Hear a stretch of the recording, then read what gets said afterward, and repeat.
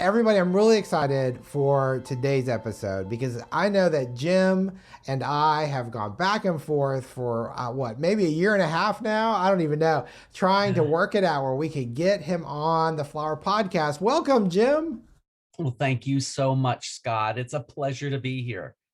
Well, I know that I have followed along and seen many of the things that you've been doing in the realm of floral education, which I'm so excited about. But I feel like there's just your experience and everything you do. This is going to be a fun conversation. I always like to start at the beginning. And how did you get into the world of flowers? Well, my mother and father loved to have a garden and loved to landscape around the house. Like so many of us, I grew up in that kind of oh man, the American dream. My parents were you know in their prime during World War II and got married and afterward and um, oh my goodness, there's just so much there, and grew up in a bungalow in northeastern Ohio. And my father always had beautiful plants like the gorgeous rhododendron behind you. He always loved to have that as a focal point for the house. And there are so many seasons where it wouldn't grow, so we'd get some other kind of plant, but he'd always go back to that. My father loved plants and flowers and vegetable gardening. My mom loved that too. And so they nurtured that in me. But I'll tell you, the real pinnacle point for me when I knew that this was for me was when I was in the fourth grade. I was in, like all the kids in my class at Lincoln Elementary School in Ashtabula, Ohio, the Christmas concert. And we wanted to get our teacher, a music teacher, a present. So I gathered the money from the other kids, and it was like about $11 in change Uh, we didn't have Ziploc bags back then. You had fold over plastic bags. That was the technology. And I brought it to a new store that opened up at a very busy crossroads in my hometown. It was a gas station that had closed, and a young woman purchased it. She was in her early 20s. Her father owned a very successful fruit and vegetable market right next door. So they bought the property, and the gas station had those great glass doors. So it was full of light, concrete floor. And she started a plant shop called the Happy Cricket. oh, wow. I love that. So I put the money on the counter. My dad brought me and I put the money on the counter, and I said, we need to buy our teacher a present. And they took me around the shop and they showed me the different plants. And it was like a kid at Disney. It was a wonderland to me. And it was humid in there. Even though it was cold outside, it was warm and humid in there. And all of the great aroma that you would get with a plant shop with a concrete floor that would water plants and just let water sprinkle everywhere. Terrarium supplies, all the great things that are back around again. Yeah. And they took my plant and they put it in a little plastic pot. That the manufacturer was Ingrid. I don't know that you would remember Ingrid. I don't.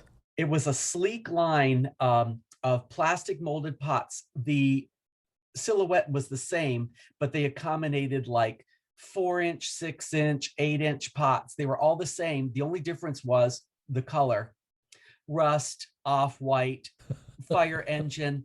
Great stuff. I mean, it was great marketing. So they dropped that in there, and I think they gave me a little price break on it. They inserted a hyacinth stake into the plant pot and dropped it into a vinyl bag, tied a bow of number 3 and number 9 red and green satin on the top.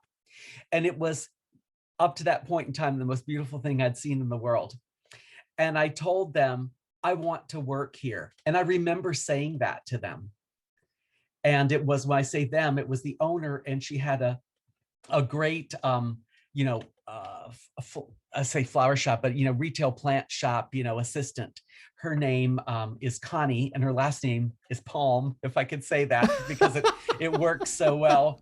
Oh my gosh. And eventually, I went on to the junior high school, and to go to the junior high school, I had to pass in front of that store every day. And Scott, I would stop in every day in the afternoon when they were open. And finally, the owner, Sandy Bowdler Spivey, told me, Jimmy, we've been kind of talking, and we love it when you visit, but you're only allowed to visit on Tuesdays, just one day a week on Tuesdays.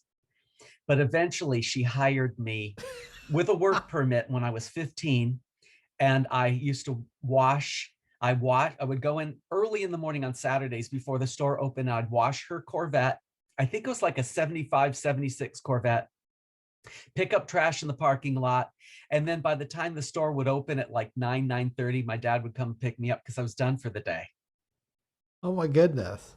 And then Wow. it translated into learning more about horticulture, sales, more cleanup, more washing, but then working my way inside the store. And that's a whole nother story. Oh my goodness. So much fun. So right now, you are on staff with the Mississippi Extension Agency, I think, if I'm saying that right. And you know how you've got your PhD. I mean, you went the whole way academically speaking, and there must have. I mean, what drove? I mean, that's a lot. That's a lot to accomplish. What drove you to accomplish that? Because I mean, that's really huge. A lot of people in horticulture don't go that route. That's why I was curious. Yeah, well, and they really shouldn't. Reason being, a PhD is a research degree. So in that degree program, you learn how to conduct research. What drove me to do that was I graduated with a associate degree in floral design and marketing technology from the Ohio State University Agricultural Technical Institute in Worcester, Ohio. It is an absolutely marvelous school with terrific horticulture and other agriculture programs. And it was a wonderland. I had a fabulous advisor there by the name of Dr. Gary Anderson. And another faculty member there was Marianne France, who taught us floral design, advanced level floral design. And then, of course, we had other faculty members. But I did that, and I was recruited just as I was graduating. That's in Worcester, Ohio. And I was recruited right when I was graduating by a retail florist in Canton, Ohio, by the name of Lou Cull. Mr. Cull owned a very successful and busy flower shop in downtown Canton. It was in an office building, and he had the first floor corner. So it had wonderful windows and great sunlight. And whatever we would make and put in that store would sell within some days, sometimes hours. And it was a great way to cut my teeth. But I realized after a year of doing that, that it really wasn't enough for me. I was going to have to buy the store. I was, like in my early 20s. He got into a business venture with two really lovely ladies who bought a nursery.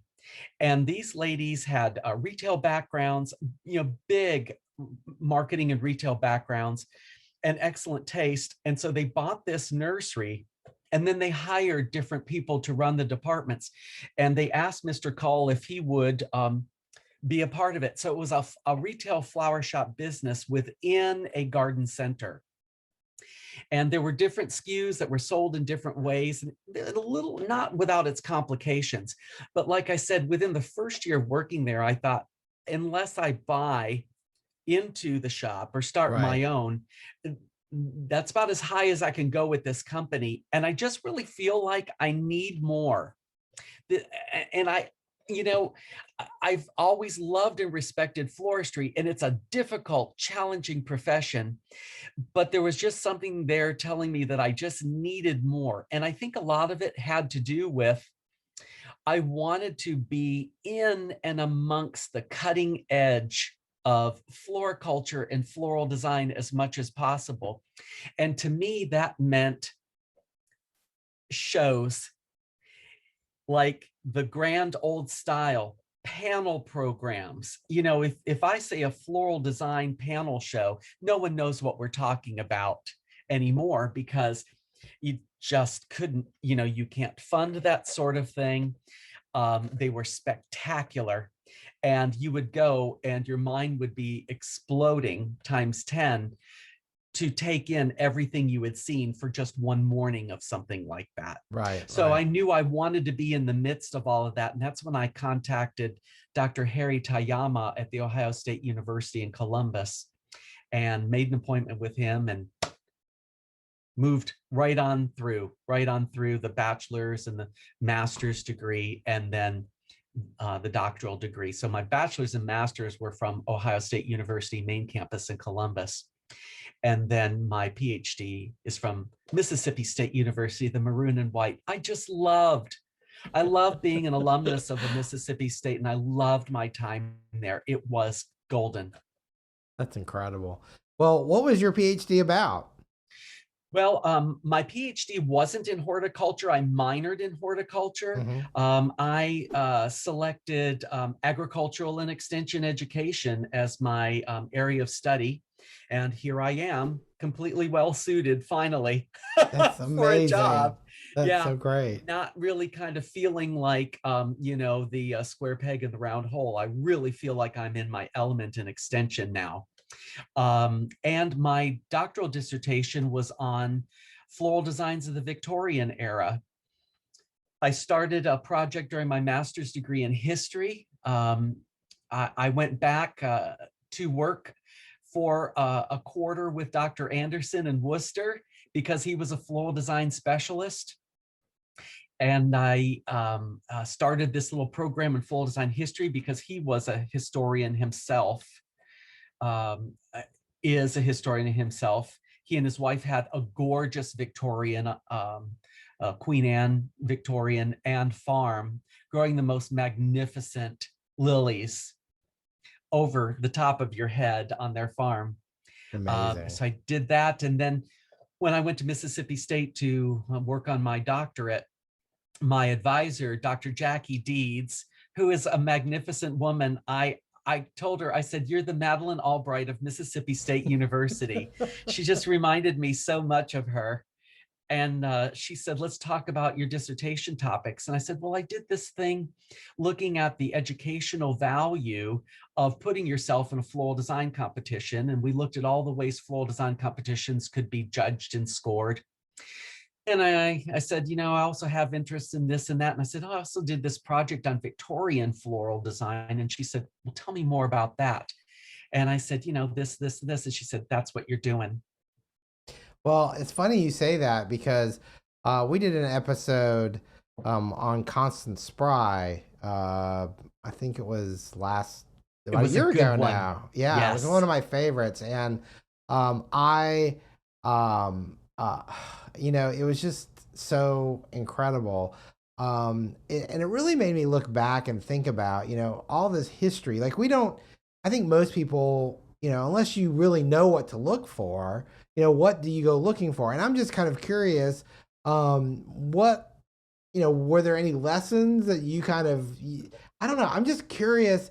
I just want to pick your brain about this topic all of a sudden, because the floral, to me, there's so many things that I loved about that time period when it came to floral design that sometimes you see kind of eke out, like maybe it's coming back and I can't tell if it's coming back or not, or maybe it did and I missed it. But tell us, I don't know. I just want to know, you know, what was your observations about Victorian floral design? Scott, there isn't a day that goes by that I don't think about it. Not a day that goes by that I don't think about it and that it affected me in every way. And it's kind of fun talking to you about it because you're so animated and excited about anything in floriculture, floristry, floral design, retailing, wholesaling. And it's really refreshing, let alone the fact, you know how many times people ask me about 19th century floral design? About maybe twice a year. So am I But number one or number two? So yeah, you are I guess you might be the first person this year. I think the last conversation may have been late last year. oh my gosh. Yeah, it's important because it's the dawn of retail floristry as we know it. It was the amalgamation of retail florists to say, hey, we need each other to network through associations, which became Society of American Florists. And then, of course, all your state regional associations that many have gone by the wayside because retailing, wholesaling, growing has changed. Sure. But as you know, what comes around goes around. And now we look at locally grown flowers and we see them for these, for the value of freshness, um, value of helping other people in your industry, keeping your money local, all of the great things that we say. And, you know, in the 19th century, that was just a given. There was no such thing as a California flower. My gosh, depending on the decade, you know, California wasn't a place you would even discuss. You know, it It's was so true. far out Yeah. west, and you know, that's gold rush country, and it's just way too raucous and uncivilized. And now it is, you know, the producer nationally of floriculture product, number one, um, in so many ways. Of course, it's pre-plastics era. Right. So, And how did they survive? I don't know. oh my goodness. You know, we think floristry is difficult today. And back then, you also have the advent of floral wholesaling. So you can just imagine how wonderful it would be able to, it would have been to, you know, be growing flowers and selling them and arranging them, adding value to them, everything a florist did as a nursery company. And then to be able to say, I like growing more than arranging. So if I can't make that a department with my husband or my wife or someone else in the company doing that, I can just grow flowers, or I can, here's something new, be just a florist. And that title of being a florist shifted from someone who grew flowers to someone who grew and arranged flowers to someone who arranges flowers for profit. It's a magnificent word, florist. And so is the term floristry. We have an incredible lineage that we really should appreciate. Hmm. Now, with that, Mhm. coming up this August of 2022, I will be teaming up with some of my colleagues, including Hitomi Gilliam, Mhm. Dr. Cole Etheridge from the main campus of Mississippi State University, and one of my colleagues here at MSU Coastal in Biloxi, Elizabeth Engelbretson. And we're putting on, and we are offering a short course for teachers of floristry. This will be our third, I will say, offering within this realm for anyone who, with interest in teaching floristry, whether it is a wine and design you do once a year, all the way through to university faculty, because we have issues and topics that are different than, you know, than most floral designers. Right. And we feel that we wanted to kind of grow that, but we want to share the scholarship. And one of the presentations I'm going to have, and I'll call it a lecture, because it's not for the timid, you know, it's for people who want to think and really want to explore teaching floristry.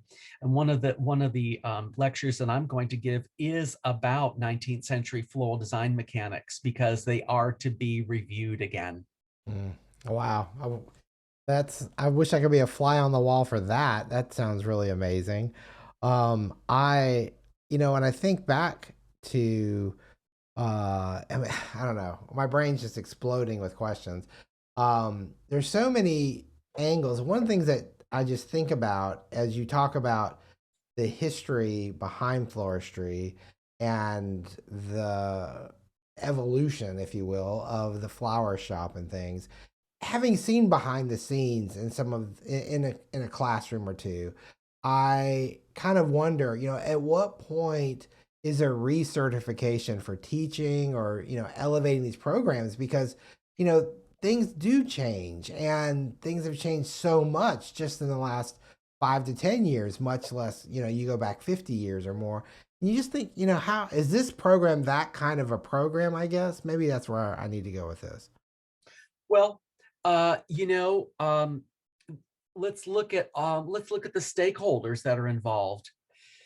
You have academic programs that are for credit that are in high schools, uh, 2-year institutions, 4-year institutions.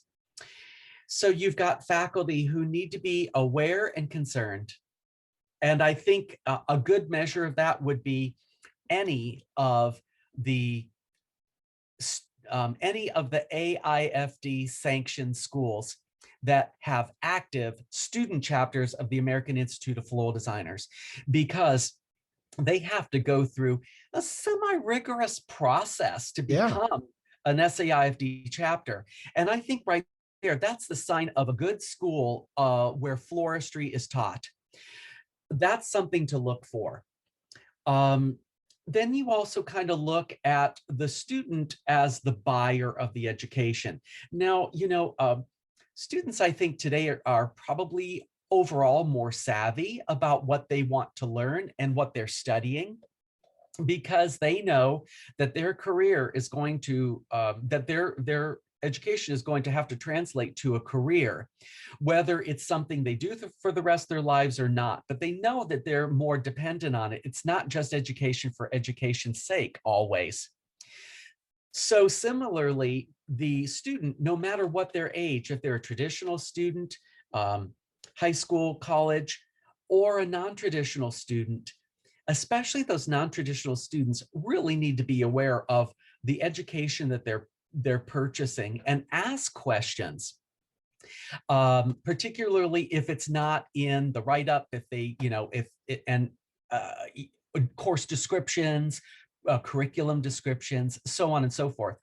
They're really, accreditation occurs at colleges and universities through associations that are regional.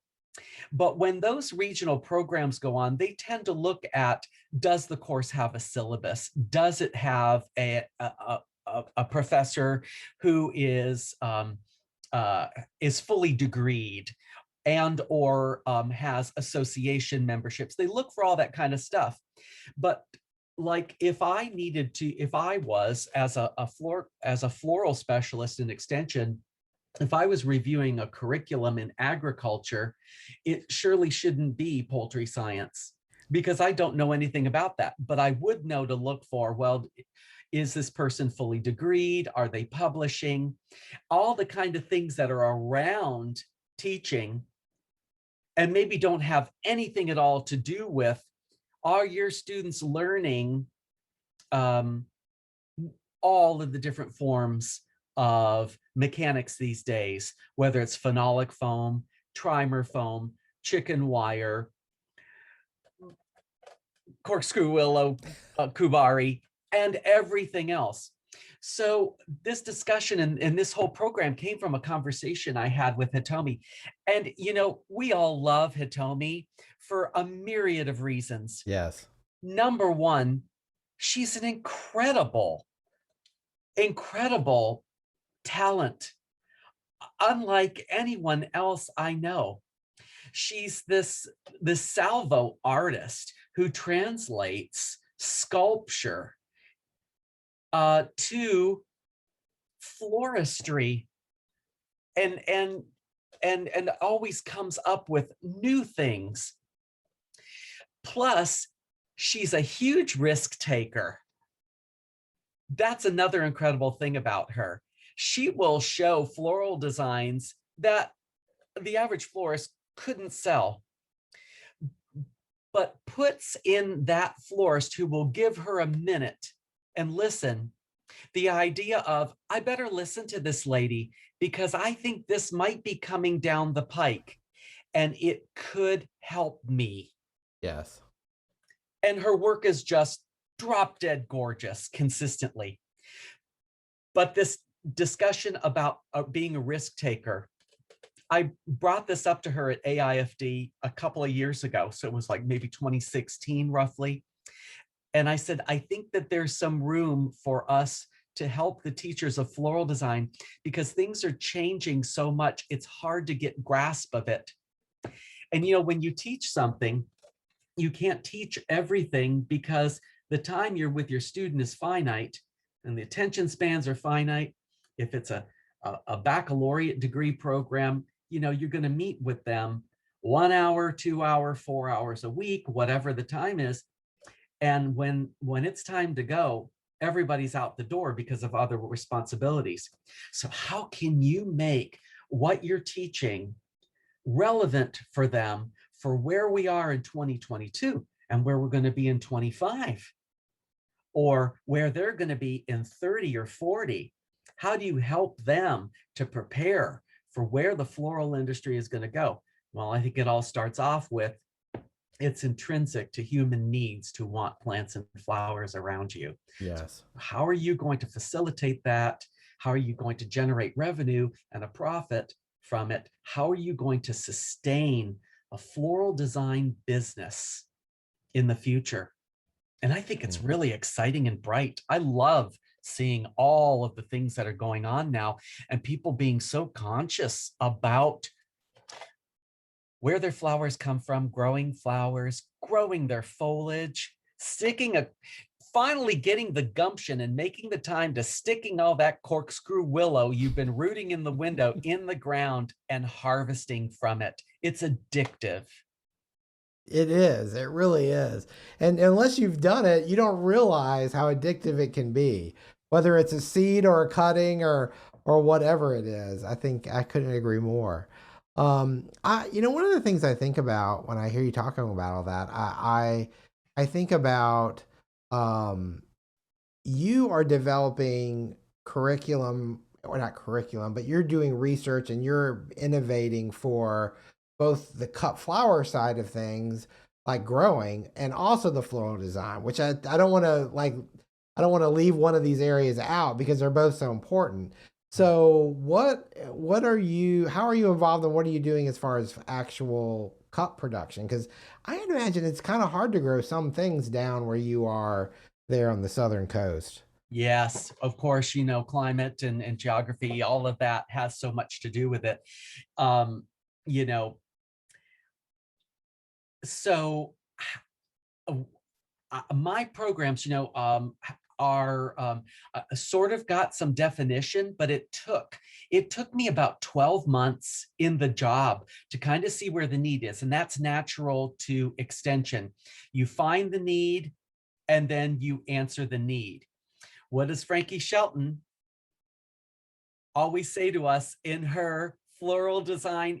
She always said to us in her floral design commentating classes, find a need, fill a need. Fill a need, yeah. Find the need, fill a need. You're doing podcasting now and you're bringing so much to so many people.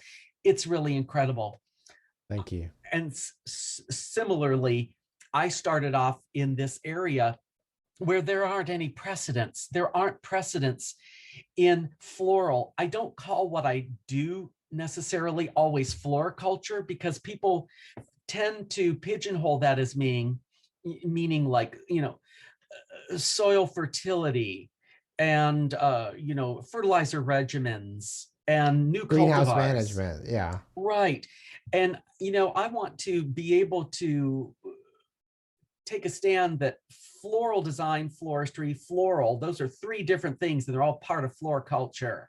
We could put it all in that, but I say that more of what I do is floral.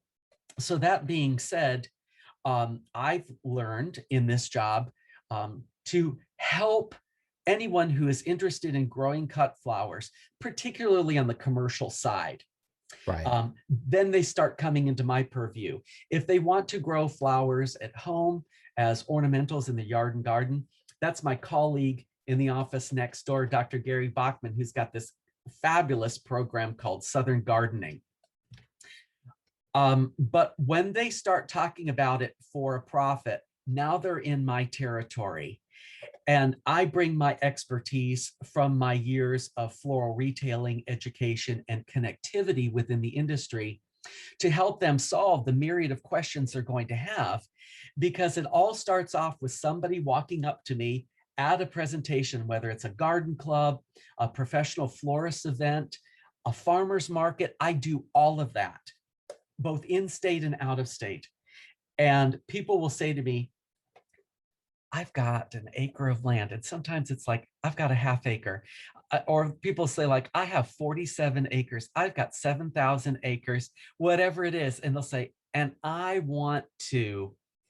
And then it starts going into the growing, the production and the marketing and the sales and the design of ornamental product. And it could be, I may have just done a demonstration using like longleaf pine and slash pine and pine cones in an arrangement, in a wreath, doesn't matter what it is. And people will say to me, I have 50 acres of that. Do you think I can sell it? Well, that's the tough part. Yes. Getting that stuff to market takes years. But that's in a nutshell is kind of the floriculture part that I do. Then when people have the question about soil fertility and all those other things, that's my colleague down the hall, Dr. Christine Coker, who we call the veggie doctor. Her specialty is vegetable gardening as well as urban gardening, and school gardens is a big program of hers. But she oversees the Beaumont Farm, which is a unit of Mississippi State University. And it is a small farm that specializes in vegetable growing, fruit growing, and floral in that direction. Her field day is awesome, and it's so much fun.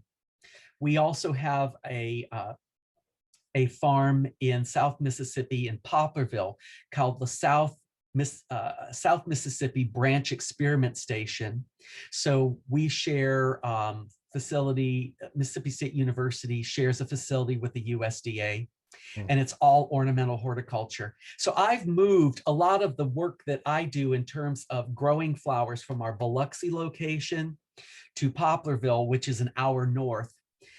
Our Biloxi location is reclaimed wetland, and it's shady. And I don't want to cut down another tree just because I want to grow sunflowers. Right. I would rather move my production. So it's a little bit more work on the road for travel, but it enables me to work with experiment station faculty and staff who have so much knowledge about how to grow things. And then I bring in the floral component to say, my snapdragons don't need to go like this. They need to be like this.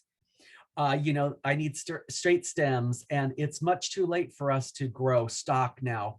I need that in the high tunnel. We'll get you a high tunnel. So we're all working in tandem. And I see that just like the flower growing, professional flower growing in the state of Mississippi. We are a rural state. We don't have a big population, and we don't have those big markets necessarily right in our state. You've got central Mississippi, Jackson, greater Jackson area. We've got the Gulf Coast area, Biloxi, Gulfport. But, and then up in the northern part of the state, our northwestern corner is right in the Memphis market. So when you look at that, you see any kind of floral product that we grow tends to go to the Jackson area. It goes up to Memphis. It goes to Birmingham, Alabama. It goes to the New Orleans, Louisiana market. I'm just an hour and a half.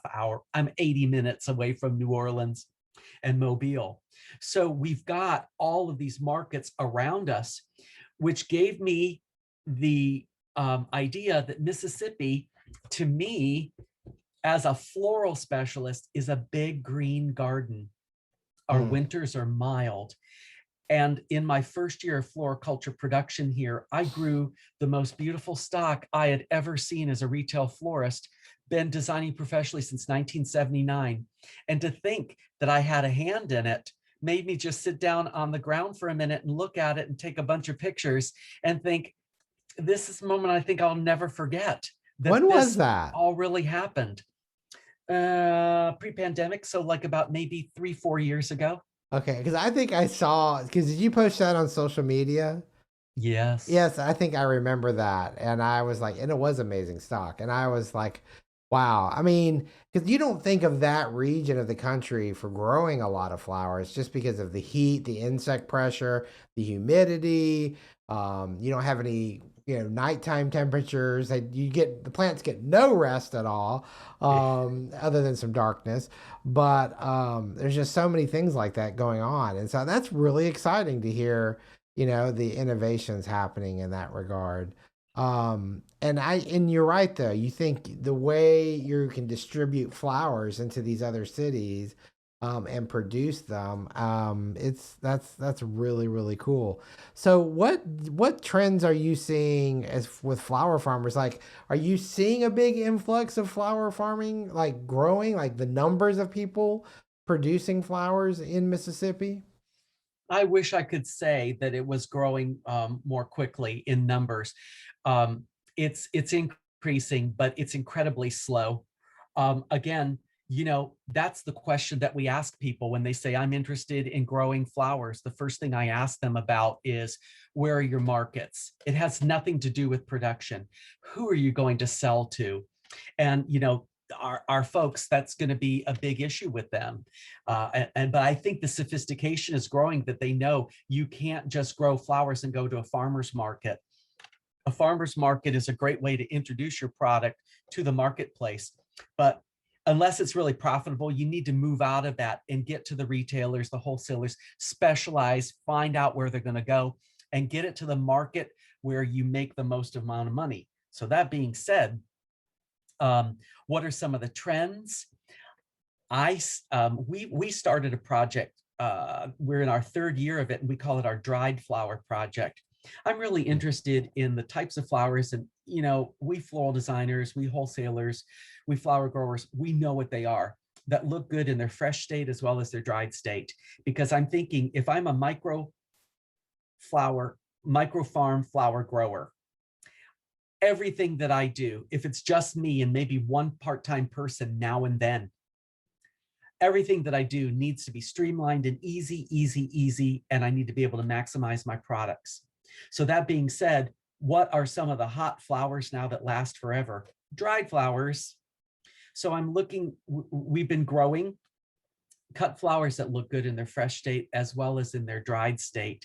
So if you don't get things harvested in time, they still have some market value. Right. They may not be a blue ribbon, but you can still sell them. And especially if you've got some design talent, you can make them look really good. So we're looking at that in terms of the sustainability to help our flower farmers. Another big thing that we've been looking at, that I've been interested in, is foliage. Foliage has been really, really popular. And we know that florists and floral designers are always looking for different kinds of greenery. Foliage is durable, it's long lasting, it does have color, it has texture, it has beautiful patterns, and it can be a great way to create magnificent floral designs without a lot of added cost. So Mississippi being the big green garden, and going to Mississippi State, I can tell you from my first days there, I was the teaching assistant for Professor Emeritus Ralph Null. Mr. Null really was influential in developing the curriculum in floral management that Mississippi State is known for today. He's an incredible talent, and he was raised in a town called Lauderdale, Mississippi, which is on the outskirts of Meridian, on a farm. I had the wonderful opportunity to meet his mother and father and sister all before they passed away. And it helped me to understand him much better.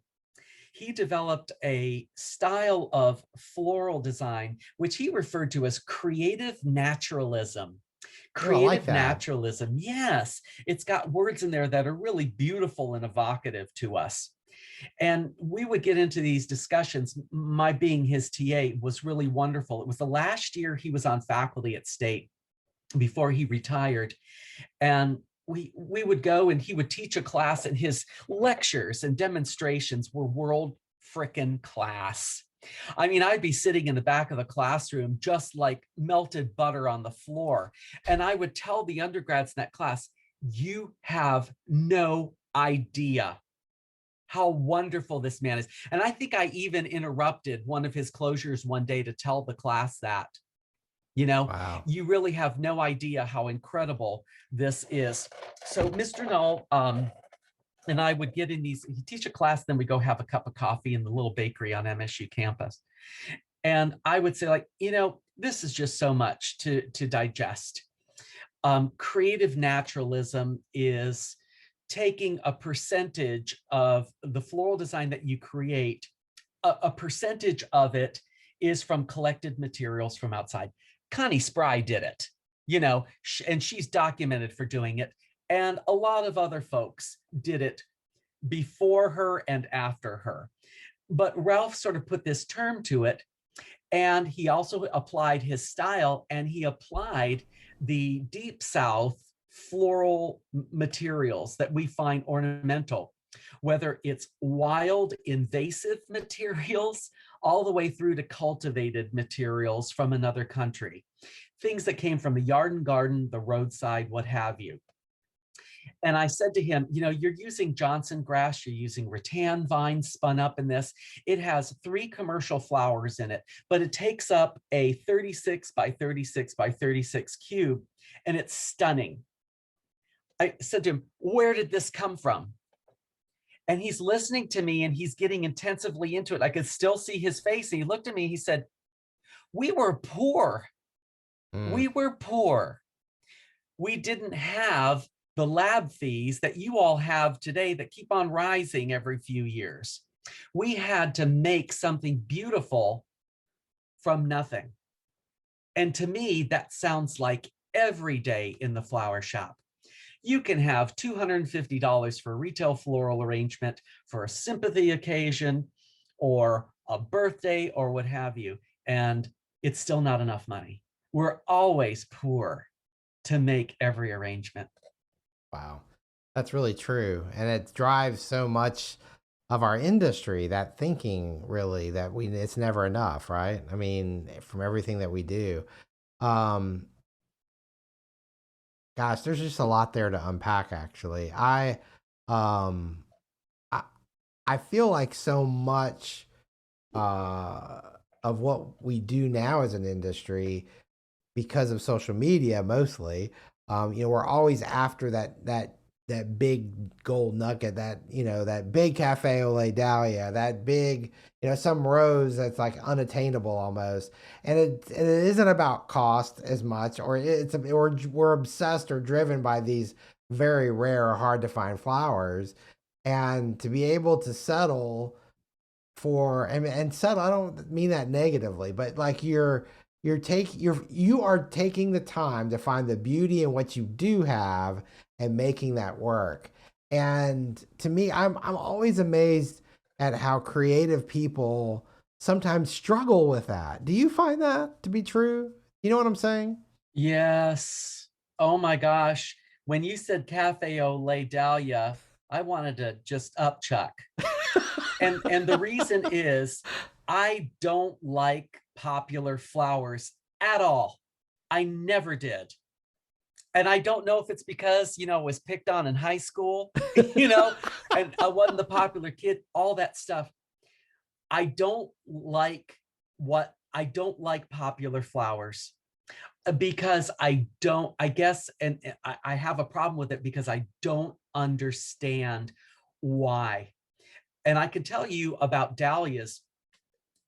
I grew some fabulous dahlias in my first floriculture endeavors in Extension for a period of about 5 weeks until the heat levels started to rise and the Right. insect pressure came in. And people would ask us all the time, can you grow dahlias? I hear you can grow dahlias. I grow dahlias. Well, the northern part of Mississippi is different than the southern part, the coastal region. And there are growers who can do that sort of thing on the northern part of the state. And they're growing those dahlias. And I think, oh, how great, how popular. Well, that's really wonderful. Let them kind of, I want those growers to succeed. I want them to make boo-koodles of money. But it's like the teacher. The teacher has to always be a minimum of one step ahead of the student. Otherwise, there's no enrichment for the student. Yeah. Similarly, I think what we do in extension is we always have to look ahead at what we're doing. And one of the nice things is being like the first floral specialist in Mississippi, let alone like I think pretty much anywhere else in the United States, is wide open right now. But one of the things I want to do is I want to strew a path. I want to lay a path for the wonderful people who come in after me. Case in point, when I left main campus of Mississippi State to take on this job, I had to resign my previous job. I had to write a letter of resignation, and I never did that. And the faculty members, like my department head, helped me to do it, because I said, I mean, like, I don't just transfer. Oh no, I had to resign. So I gave up a fully promoted full professorship with tenure to take on this job. But the beautiful thing of it is I get to work with Dr. Cole Etheridge, who is now in that position, and he's awesome. He's awesome. We peer review each other's work. We work on grants. We work on research projects. We share information. We're planning our summer meeting. He and Lynette McDougald, who is the other faculty member at Mississippi State, the three of us got together last year for like a 2-day kind of brainstorming session. We came up with project ideas. Some stuff flopped. Other things are in the works. And it's wonderful. And I could have just said, I don't want to talk to anyone. I want to leave. I want to cut everything off. But that's not being green and growing. That's ripe and rotting. And I don't think any of us can really afford to do that. So when it comes to trends and things like that, the foliages I think are really, really cool. And there's a lot of stuff too that I think is agronomic that's beautiful, like sugarcane. Yeah. The foliage will tear you up, but the canes are awesome. Yeah, they're beautiful. They are beautiful. Well, I know with all of the resources that you have at your disposal and the resources that you've developed, there's a lot of, through extension especially, there's a lot of resources that are free and that people can access. And we want to put links to some of that on our website. Can you tell us about some of the things that are available to people? Certainly, as an extension specialist, we conduct research, and then we publish that research and we disseminate it. So, we do things that are in scholarly journals. In addition to that, we also take information, research-based information and best practices, and we distill it so that it's usable for farmer florists, for retail florists, and for floral enthusiasts. And those three kind of areas are my major programs. So I'd like to tell the group a little bit about those programs and then how that information is made available. My first program that I started is called Floral Enthusiast. And it was a way to capture the people who are out there who are interested in flowers. They're consumers of flowers. I started to conduct short-term classes that had something to do with an upcoming holiday, Easter, Mother's Day, what have you. Invite people in, advertise it on social media, use the extension network, charge people a fee, show them how to make the arrangement. They would make the arrangement, give them a few pointers, happy, happy, clap, clap. Everybody leaves feeling enriched, like they accomplished something. And they might even feel like my arrangement doesn't look as good as hers. But who cares about hers? This is something you learned about, you made, and you're taking home to enjoy in your space. And that's awesome. So Yeah. Floral Enthusiast goes on. We do a kids camp in floral design for young people. We published an extension publication that is a coloring book for young people, and it's a coloring book about floral design. So I co-authored that with an extension specialist on main campus who works in family and consumer sciences, because I don't know anything about little kids. I was the youngest member in my family, and I was born at age 45 with a cocktail in my hand. I don't know anything about kids. And it was wonderful to have somebody say, I think we need to kind of adjust this and make this happen. So we do things for youngsters and adults in Floral Enthusiast. My main program is Master Floral Designer. Master Floral Designer is a program that is parallel to Master Gardener program in Extension, except we only design flowers. We don't grow flowers. We just arrange them. So it's a fully comprehensive, peer-reviewed program, and it's a hybrid learning opportunity. It has 3 phases to it. The first phase takes a semester and it's completely online, but it's like watching a television show. Our MSU Agricultural Communications Department, in conjunction with the Mississippi State University Television Center, produced it. We use 3 cameras, camera above, cameras from the side. We have lectures and demonstrations. We have extra learning opportunities. We use a high quality textbook with the course. And people have said before that the cost of the course is equivalent to the value of the textbook. So we do feel we've got something really good going there. We have a pre-test, post-test, and people are afraid of tests, and I tell them, don't be. That pre-test is to find out where you are right now. We don't compare it to anybody else. We don't care about your name. We just want to see where people are that say they are floral consumers that want to learn at this level. Then we give them a post-test at the end.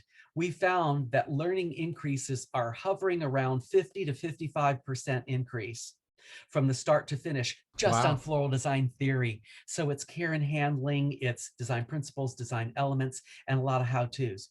Finish that, you go to phase 2, which is 4 days with me in Biloxi. We run those phase 2s, about 3 of them a year. They're small classes in our floral design studio, not here in my office, but in our floral studio. And we learn all of the basics of floral design, including all of the updated floral design mechanics. They do a wired and taped corsage and boutonniere, no adhesives, because that's not really consumer level in my view, and plus time is limited. They do a hand-tied, fully compostable. We also do chicken wire mechanics. We use phenolic foam. We use organic mechanics. We use wire. We use all of it. And then when they're completed with that, they go on to 40 volunteer hours if they want the certificate. The volunteer hours are non-income producing hours where they promote floral design. So we have garden club members who might teach a course, a couple of classes within their garden club, or even one. We have folks who do flowers for shut-ins. We have people who do church flowers. We have people who help each other do their children's weddings and everything in between. I've had some who help me with marketing efforts and some that have even helped me with writing and publishing, because these are mostly adults with entire careers behind them. Sure. Most of these folks tend to be, you know, women around the age of, I'll say, you know, 59, a young 59, 60 kind of crowd who have had a couple of careers and now they've got some time and the wherewithal to really do what they want to do. But we have young people too. But Scott, I was finding as I was delivering this program, I was getting people who were listing as their goals that they wanted to be professional florists, part-time, full-time, open shops. And I thought, Master Floral Designer is not for you. That's a consumer level program. You need more. Then the pandemic happens and we're told you can't go to work. So the university said, you can't go to your research plots. You have to just trust that everything's going to be okay. For now, no one is allowed to go anywhere. You have to stay home. What do? Oh I my write. gosh. Yeah. Well, yeah, you would. Yeah. Yeah. So I took that opportunity to write the professional florist curriculum. That is much more involved. It has 4 levels. We had it fully peer reviewed by some of the best university faculty and florists in the country. We filmed it. It is also hybrid. It's out there now and people are enrolling, and we have people that are now ready for the 2nd level. And like I say, there are 4 levels. So that's the professional florist. And then the beautiful things from Mississippi is the marketing program to connect flower farmers to their markets. So that being said, all those different things have publications. We count videos as publications, we count Facebook posts as publications, but extension publications are really quite thorough. And we have a series of publications for professional florists that we're developing because that program is new, and also farmer florists. Our Farmer Florist series won an award by the American Society of Horticulture Scientists early this year, I think it was. Time is kind of fleeing. So we're really happy about all of that. And of course, because it's extension, it's available to folks. I do have one publication that we wrote that we're selling. It's a new foray for us. It's called The Promise of Good Things. The Promise of Good Things was written predominantly by me, as well as 3 of my fabulous colleagues here at MSU Coastal in Extension and with Mathis. And it takes all of those beautiful plant materials that grow in Mississippi and it translates them into floral design. So we found the materials, we identified the materials, we grew the materials, we harvested the materials, we designed the materials, and we staged the materials in a home setting for fall and Christmas decorating. It's an awesome book, available on Amazon. If you're interested in that kind of thing, get it. It's like a sunset book.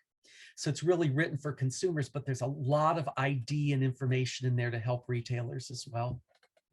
Well, I wanted to go back. You mentioned the farmer, the award-winning. Um, I forget exactly what you called it now, but it was for the local farmers. It was the bulletins you put out. Yes, extension publications, and this particular series is called fill in the blank, whatever the plant material is for the farmer florist. So it could be stock, it could be snapdragons, it could be lilies we're working on now. And so anybody can sign up for that as well. That publication, and get on the email list for that. There is no email list for it. Okay. It's available right from a direct link, right from Okay. our extension website, which is msucares.com. Okay, good. Well, I think that's going to be really helpful for a lot of people. I'm so happy to hear about all of this education, because that's probably the number one question I get. Is, I want to learn something. I want to, find my way. Where do I start? Where's a good place to begin? And I'm excited to hear about all these different opportunities. I also wish is there anyone else doing this Master Floral Design, like, class series, like what you described? Because I mean, I've heard of Master Gardeners before, Yes. but and I think that's everywhere now. So now we just need to get this out there we need to get this idea out there for all the all the different people. It's a great idea. Well, and the thing of it is, we need to do it, and it's done. It's ready, and it's out there, and it's happening. A lot of times I think we think of extension as being closed just within the state, but my programs aren't. My programs are international, and they're available to anyone on the planet. And to the best of my knowledge, no one is doing anything like this. Yeah. There are, of course, private proprietary schools of floral design that are, you might say, for-profit or, private schools. And certainly we have our university programs at 2-year and 4-year schools, and look for those SAIFD chapter schools. Those are really great. But when it comes to certificate programs and extension, I do believe we are it, because I've been taking this and delivering oral presentations and poster presentations at national level um, scholarly conferences, and no one's doing anything like this. But my feeling about it is they don't need to, because we're already doing it. Right. It's here and available. And so instead of like reinventing the wheel, join us, partner with us. Let's do something. I want to talk to some folks about it, about how we can, share this kind of information a little bit more fully, particularly with extension entities in other states, and the marvelous horticulturists within extension. Hmm. So I also want to ask, you had mentioned your course, your program that's releasing with you and Hitomi for floral teachers is coming out in August. Did you say? When is That's that? right. That's right. So Yes. when can people sign up for that, or learn more about that? Our registration is open for that course, and it is available in the links Okay. with a course description. Okay, great. Awesome. Well, I always like to end my episodes with my advice question. And so, yeah, so I can't wait to hear what piece of advice you would like to leave our listeners with, whether they're floral designers or farmers or whoever they might be. Well, yeah, that's a really good one. And I like to ask that of people too. And now I really feel their pain. Scott, I think being a teacher, and we've discussed education so much, and I appreciate that. You think of me as being the educator, and I really appreciate that. I don't know, I don't always feel that way, and I hope that I fulfilled that role somehow for people, and taught them something valuable that helped them along the way. And I would say with that, my advice would be to always remember that education doesn't cost, it pays.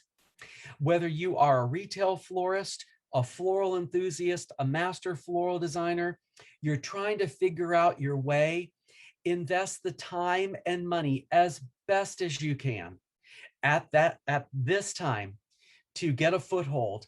And it doesn't matter if you're just starting or you've been doing it for decades like us. You've got to invest in education to stay ahead of the curve, to learn what's new, to be fresh, and to be inspired. Wow, that was so well said. That was perfect. I've never heard it put that way before, and I love that. I love that it doesn't cost, but it pays. That's amazing. Thank you so much, Jim. Thank you so much for being on the Flower Podcast. Thank you. It was a wonderful opportunity, and very exciting too to talk flowers with you. I certainly appreciate it. And I love when I'm not looking at your face, how I can look at those beautiful rhododendron in the background, and think about Northeastern Ohio. They're just Oh, gorgeous. oh, thank you. Thank you so much.